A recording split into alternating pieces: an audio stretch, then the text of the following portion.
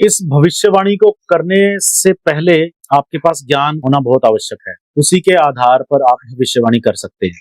आपने कभी ऋषि मुनियों को देखा होगा कि वो श्राप देते थे या वरदान देते थे। वो कैसे दे पाते थे? क्योंकि उनके पास वरदान देने की या श्राप देने की शक्ति होती थी, तो उनका कहा वाक्य सही निकलता था। ये हमारे मुंह से निकली बात सच होना ज्योतिष नहीं है, परंतु ये प्रेडिक्शन से जुड़ा हुआ है। हमारे मुंह से कभी कभी कोई बात सच हो जाती है।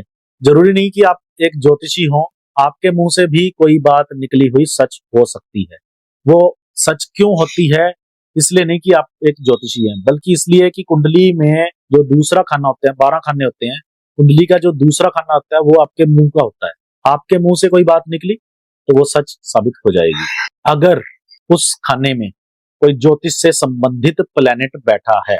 अभी प्लेनेट पर बात करने से पहले मैं आपको एक और नियम समझाना चाहता हूं। जब आपके कर्म इतने अच्छे हो जाएं, इतने बलवान हो जाएं कि आपने किसी का भला किया, तो आपके अंदर एक अजीब सी अलग सी शक्ति पैदा होती है। वो शक्ति ही आपको प्रेडिक्शन करने की शक्ति देती है।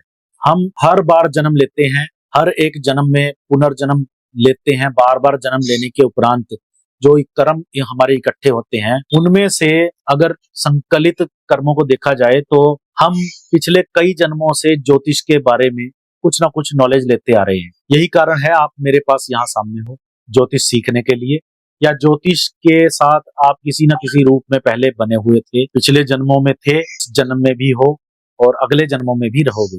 ये यात्रा आज से नहीं, बहुत पहले से चली आ रही है। बिना बेस के कुछ नहीं होता।